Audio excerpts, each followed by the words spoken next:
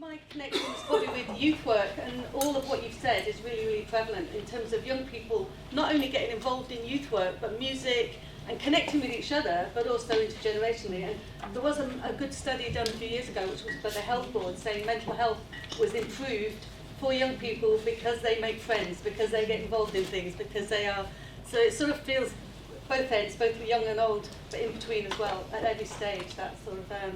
The other bit probably is that my husband's retired and he's doing Arabic, and his brain has definitely been, I don't know how he's done it in the last 2 years, and he seems to be able to speak Arabic now. So there was scope for some of us. I don't think I can match that. So I don't know if there's any questions on the Padlet, possibly, but if there's people, before we get that up, if there's anybody who wants to sort of pitch in, if you've got any questions about all that information, which is amazing, I think lots of food for thought, I think. But there might be one on here. Yeah. What impact do you anticipate increased use of technology by parents and babies themselves? I'm sorry, I've got adverts on my QR. Use of technology, as we were saying. Obviously, you mentioned it about people looking at technology, but parents and babies themselves on attachment and relationships in the future. Lots there, but I don't know if you want to. Good and bad, possibly. 20 years ago, approximately, human evolution reached a landmark point when mobile phones began to be in everybody's pockets. For the whole of our evolutionary history, before that, it was not the case that every single parent in the world basically had a little black box that they could pull out and could at a random moment, from a baby's perspective, disengage. And now that happens for all. I mean, that's just part of our historic time. And I could have shown you videos of babies really distressed while their parents do the phone. It's not a problem if you come back to re-engage with the baby, but the question is, in real life, how many people come back, notice the baby's distress? So that's the positive bit. If we all pay more attention to our babies and understand that the manufacturers of mobile phones want you addicted, because they're not thinking about the babies, then you can think more actively. The scarier bit, if I use strong language, is I predict that dementia will go up, rates of dementia will go up when those babies have had a chance to grow up, because they will have been more stressed in early years. And I'm perfectly happy if I'm wrong. I'll be delighted if I'm wrong, but my prediction is not that I'm wrong. And so all I'm trying to do is to draw attention to ordinary everyday life so that we can think more about the importance of emotional attentiveness. In the past, in the images in the film about families of East Lothian, all of those children would have been able to play outside. In our historic time, fewer children play outside. So if that is biological importance, what do we pay attention to be our most biological needs? I put my hands over my face at Alan's slide when he said, being in schools changes your views of young people. Of course it does, but I hadn't thought about exactly that until that moment. And so I'm like, oh my God, tons of people are not in school. They don't see young people. The implications of that graph are really important, but it's not hard to solve it. We just have to decide to, which it moves us away from the question, but the ethos of it is the same. What would you ask? Yeah, I mean, I would defer to the folks that work with infants and parents in understanding the impact of technology in those early years, because that's not my area of expertise. What I would say is, given how ubiquitous they are, it's understanding what changes those have created, and then what are the mitigations perhaps, because I think it's like with all new technology, until we see it sort of coming through some of the years, we'll not know.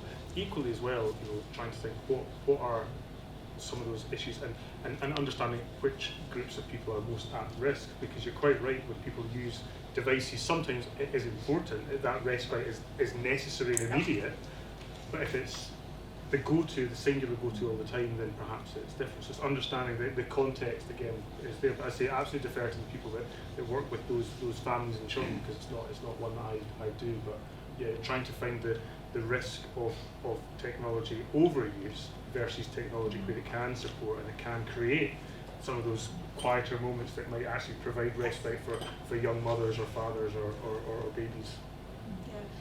I know of at least one nursery that has made it part of their policy and practice that they find encouraging ways to ask parents to put away their phone when they're reconnecting with their child at the end of the day.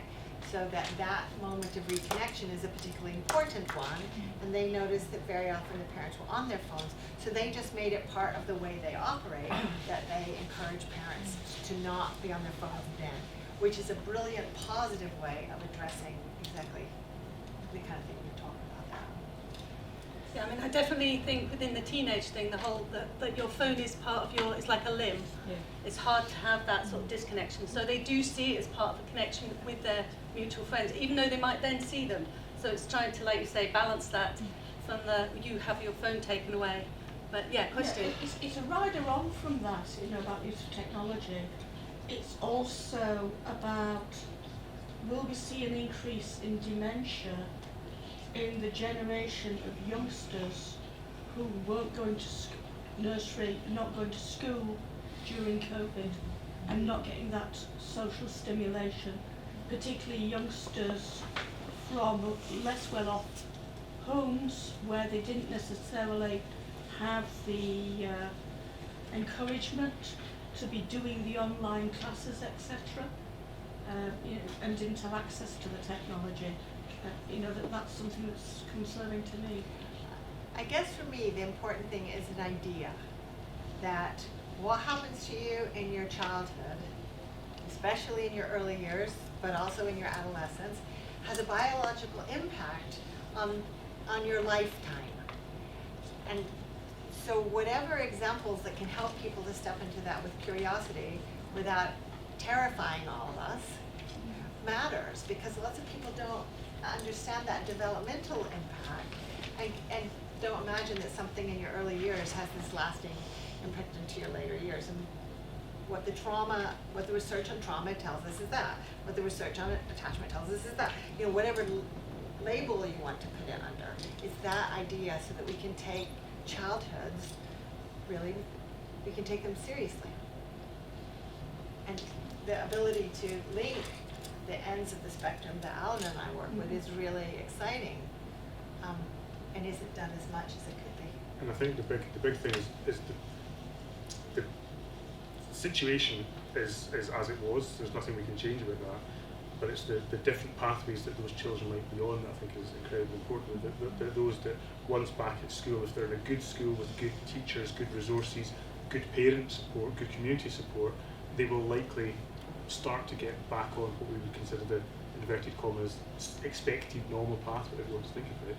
But the kids from backgrounds that aren't supported, so that would already have had a tough start anyway, it's been made doubly tough with COVID interrupting that, and it's trying to distinguish those different pathways. So the incident, the same with trauma, different people may experience the same trauma in childhood or young adulthood or later, but will have different outcomes because of the range of resources that they individually or that their community is able to provide them with. So that's, I think, what we've got a lot of work to be doing, trying to identify the kids that are the most at risk and the limited resources we might have as a society targeting there. What do we often see though? We often see things that are about mitigation generally. What it does is it usually increases inequality rather than reduces it, because we really should probably be better at actually targeting to the risk group, not to the population at large. That's just a personal opinion there, because we just see inequality increasing with some of the policies that the people that are most able benefit from, and the people least able are forgotten and missed and invisible from those things. So the thing that is most protective is relationships, right? That's what you just spoke about, Alan, and the things that, so children who are struggling in their families, they are, if they have connections somewhere else, then they have, the ACE's language calls that a buffer, right? So if we take relationships seriously, that is the solution. But that's why I worry that we sometimes think they're sweet. They are the solution when there is struggle. So can I tell you that I've spoken to one of the people in this room who is currently worried about the support that the school that a school here is able to give to her children who are struggling. That person, that she doesn't feel totally supported by that school. So I'm just trying to help drive it home.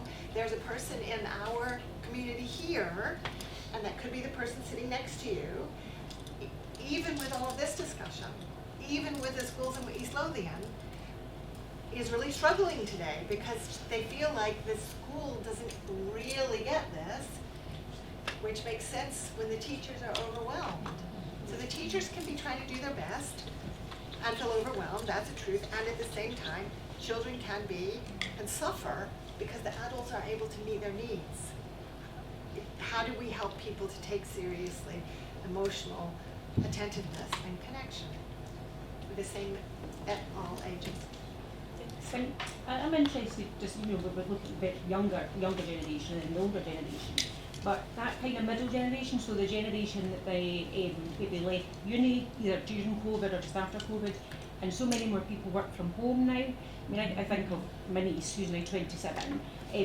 She graduated from uni during COVID, got a job, works from home, but spends most of her life, talking on Instagram and things like this, because the conversations that we would maybe have in the office about, do you like this dress? Will I buy, the red coat or the blue coat? She has sitting at home on her phone. Yeah. And that kind of worries me for their generation, because are they going to be able to have those connections going forward? Are they going to be able to, sort of develop that and looking on how will that affect them? I don't know if that's more for yourself. Yeah, I mean, I think having taught university students through COVID, it was challenging, but it was also interesting the variation. That for some students that being away was very difficult. Very difficult. They felt difficult to engage when it's you sitting at home giving the lecture and they're in their house and everyone else is in their own. Other students found it incredibly useful because they could actually go back to their family and they were living at home.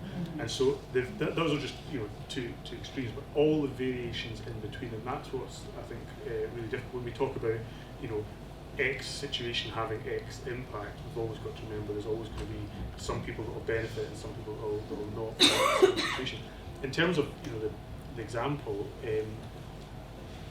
I think we're definitely seeing a change in generations, and we're seeing the different way. Whether or not those turn out to be ultimately positive or negative, we'll see. Because when something changes, I think if you're the generation or two beyond that change, it's that thing of the fear of the unknown. But actually, we'll see. I just think, like in the workplace, you think when you work, there's people of lots of generations, isn't there? So I know in our office, there's somebody that's young enough to be my daughter, and there's somebody that that could be my mum. Yeah. But we all learn from each other. Absolutely. And I'm thinking of people that are home working. That in Vince's example, she's never worked in an office environment. Yeah. So she went from uni to working from home, and she works for a company. She works as part of a team, and they meet every now and again. But you don't have that same connectivity. You don't get really those stories and that support, do you? Life skill. Lots of evidence of how intergenerational workplaces are more productive for lots of different things. Equally as well, the informal support that you get in those environments, I think you're quite right. If you're in a good workplace, what does it become? It becomes your second family. Absolutely. And you're quite right, and I think that's lovely when you're like, there's people that are young enough to be a daughter or a cousin, and other people that are old enough to be your mum or your gran, and that's the female version. There's obviously the male equivalents of those as well. But I think when those workplaces are good and supportive, I think what's tricky just now is we're still in that, it seems a while since COVID, but we're still in that transitional period of actually understanding what people choose to do. Because remember as well, when we talk about different setups, not everybody has the same need or want for being with other people, and there's lots of accommodations that might be sensible, but in general, being with people, being connected to people is important, but it's finding the right balance of that in the right way. But you're quite right, I say that person as well, bumping into your colleagues in the corridor, you didn't do that remotely. No. You had to arrange a call for your gossipy catch-ups, which were always a bit strange. Yeah. What's the meeting about? Oh, it's just a story to tell you. Yeah. You know, that seems weird, but now you go back to those normal things. What does it do? At the end of that day, you feel energised in a way that you wouldn't if you were just doing all that sort of back to Talk back. about the relationships, Yeah. isn't it?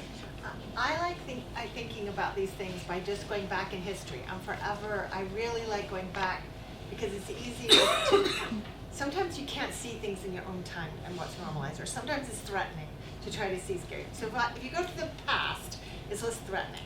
So if you go back to my photos from that film, once upon a time we transported our babies in horse and carriage. Now we transport them in car seats.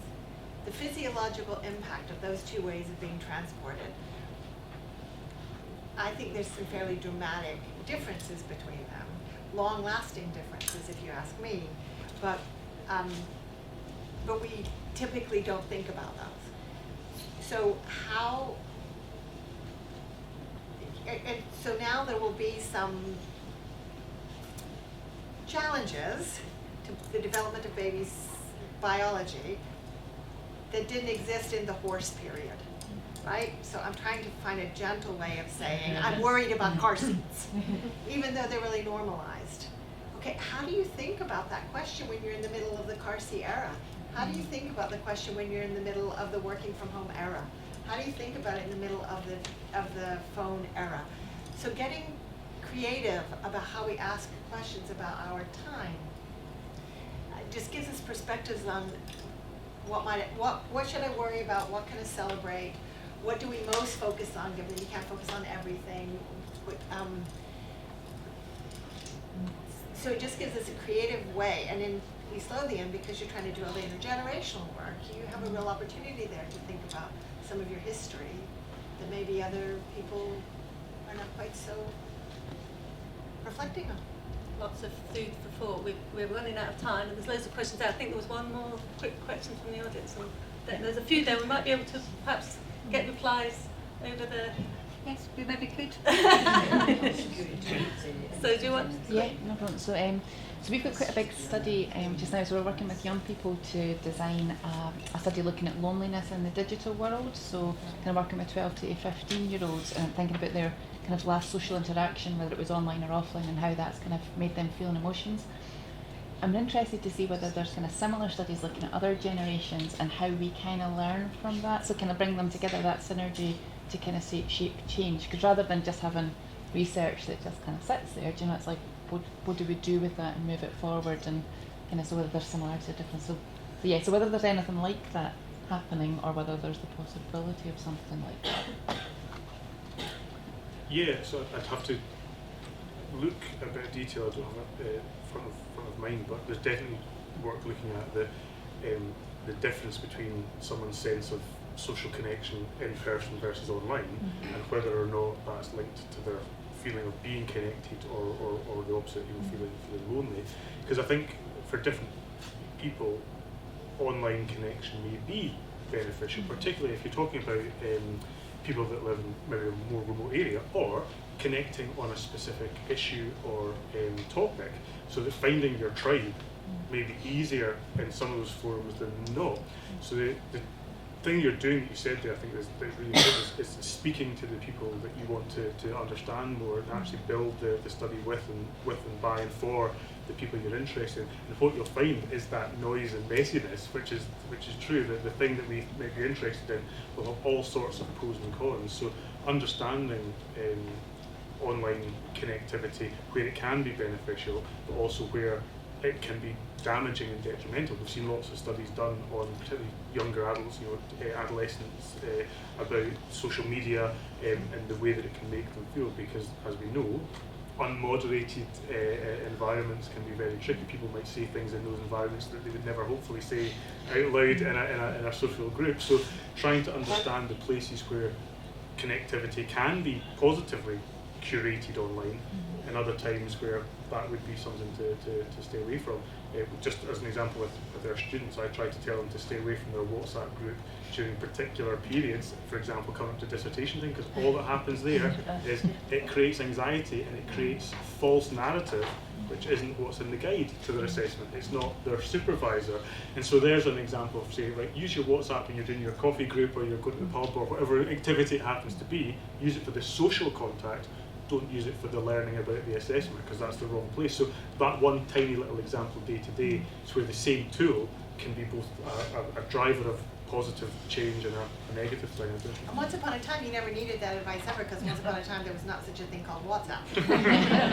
Right, so it just helps us to think, okay, so this is our historic period, and this is what we need to think about, and that's different from before. There's a whole gamut there, AI, the next level of things, which we haven't got time, unfortunately, so I'm going to have to, there's loads of questions there, and I think there probably is scope for emailing and getting questions. There's a few there as well. I'm sure you're open to that, and I think we have to pass. Lunch is calling a bit, but so thank you. That's brilliant. Yeah.